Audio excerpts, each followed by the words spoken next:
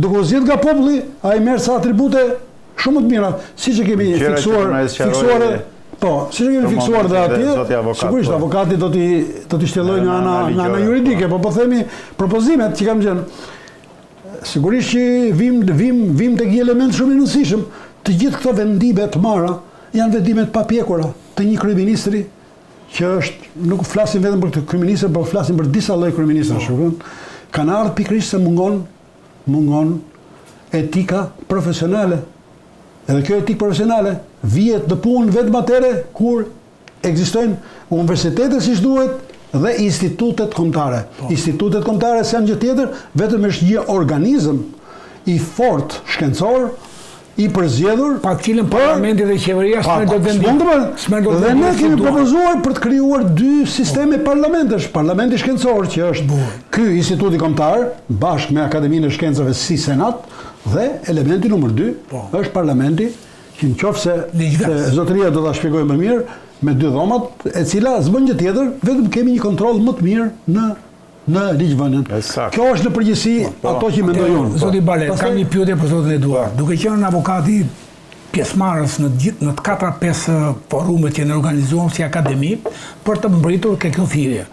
Avokat, edhe në emër të pjesës tjetër të avokatisë, që se s'mund vim dot 10 avokatë këtu, por juve në cilësinë e një avokati të nderuar, pjesëmarrës aktiv dhe edhe përpiluesi i ser mendimeve tuaja, a mund të na thoni dy fjalë se kjo thirrje ku konsiston më tepër te pikpamja e mënyrës qeverisjes, te kodi zgjedhor, te kushtetuta çfarë duhet përmirësojmë për pastaj do ta lexojmë në fund të. Po. Atëherë faleminderit që na ftuat të japim mundësinë e një që instituti ose akademia rrënjët tona ka përgatitur një, unë do të thosha një thirrje për të gjithë pjesëmarrësit që janë në protestë. Thirrja që do kaloj në për gjitha kanalet zyrtare dhe popullore është një thirrje ku jemi dakordsuar ose nuk jemi dakordsuar me një pjesë të pikave të kësaj thirrje. Thirrja e parë dhe kryesore që tash është bërë edhe si përshëndetje që e kemi për gjithë është dorëheqja pa kushte dhe pa negociueshme e kryeministrit së bashku me qeverinë e tij. Kjo është thirrja e parë dhe themelore e të gjithë, do të thosha unë, të atyre pjesëmarrësve në këtë protestë paqësore që është deri më sot. Pavarësisht se kryeministri tenton t'i hedhë benzinë kësaj proteste, por kultura, qetësia e këtij populli ka treguar që ne do ta ruajmë qetësinë deri sa të jetë pika e mundshme e vijës kuqe të një evolucioni.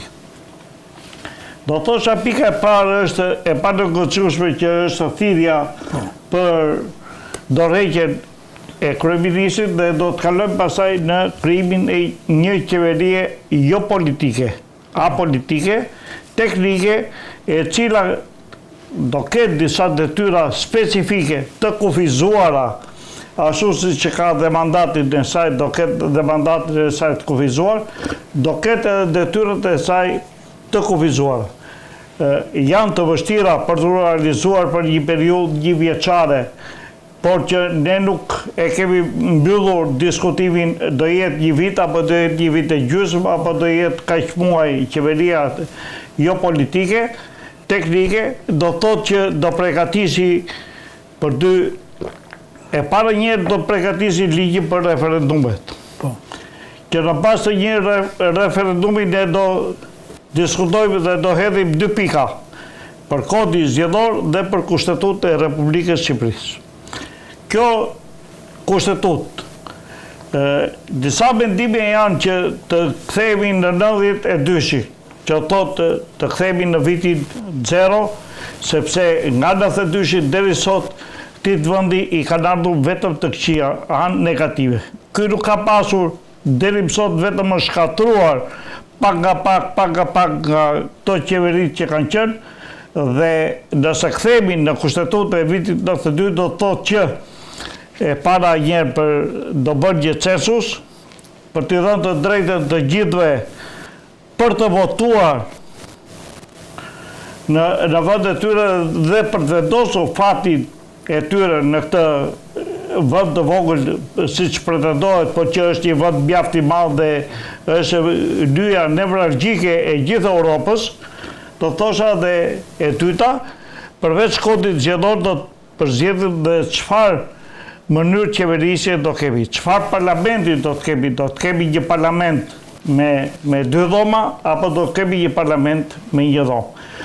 Deri sot ne kemi të shtuar me parlamentin me 1 dhomë, sepse të gjithë deputetët kanë vjedhur dhe kanë abuzuar në mënyrën më barbare të mundshme.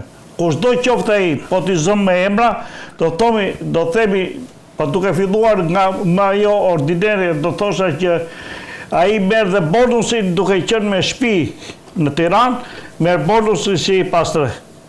Deri këtu, pa llogaritur pasaj biletat e udhimit për të vajtur gjoja, karburantin e tjera për të vajtur në shtëpinë e tij, gjoja në Lushnjë, Fier, Korçë, kudo. Pra, do thosha, abuzimi ka filluar që kaja. Që kur ai bëhet deputet e ndryshon konturi komplet si deputet. Duke filluar nga paraqitja e jashtme dhe tjera më vonë. Dhe ai del si një aga kur mbaron mandati 4 vjeçar të deputetit, edhe po mos jetë pushtet, ai del si një aga i zonës. Pra këtu ne duhet ta mbyllim për sa i përket pjesës dytë që thosha unë, si do organizohet mënyra e qeverisjes së vendit. Organizohet me parlament me 2 dhoma apo me 1 dhomë. Nëse do organizohet me 2 dhoma, dhe kjo do vendoset të përvjet një referendumi mbar popullor. Çfarë avantazhi ka me 2 dhoma krahasim me 1 dhomë, zoti? Atëherë, avantazhi kryesor sepse Senati që dhoma e dytë kontrollon dhomën e ulët. Duke kontrolluar vendimarrjen që bën dhoma e ulët i kthen mbrapsht. Sepse në dhomën e dytë që janë intelektualët më të mirë të vendit, më të provuar, me rezultatet nga më pozitivet në jetë e tyre, kanë dhe kontrollin e tyre nëpërmjet instituteve përkatëse, që do aderojnë në dhomën e dytë. Dhe duke marrë mendimin nga dhoma e dytë që do ta miratojmë të ligj apo jo, jep okej në dhoma e dytë. Pra është një filtr shumë i fuqishëm. Pra është një filtr i fuqishëm që shumë vende të Bashkimit Evropian sot që e përdorin, shikojnë që ligjet kur dalin nga Senati, dalin shumë pjekura. Nuk dalin si ligjet tona, që janë pa bisht, pa këm, pa kokë. Pra del ligji sot dhe amendamentet e këtij ligji dalin mbas një viti. Dhe ky ligj gjelet në gjumë, pa vlerë.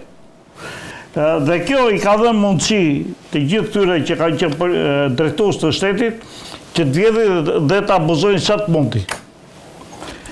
Pika e tretë që do të jetë zgjedhja e presidentit. Unë i flas shkurt këto pika sepse këto do kenë diskutime të jashtëzakonshme pasaj, po në të gjithë studiot televizive me ekspert nga më të mirët, besoj.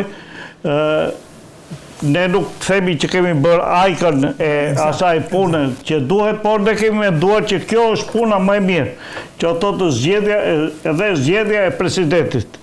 Zgjedhja e presidentit a popullit me një mandat kufizuar, dhe kjo është një politikë mjaft e drejtë nëse ne zgjedhim nga populli, nuk e zgjedh partia, nuk e zgjedh parlamenti.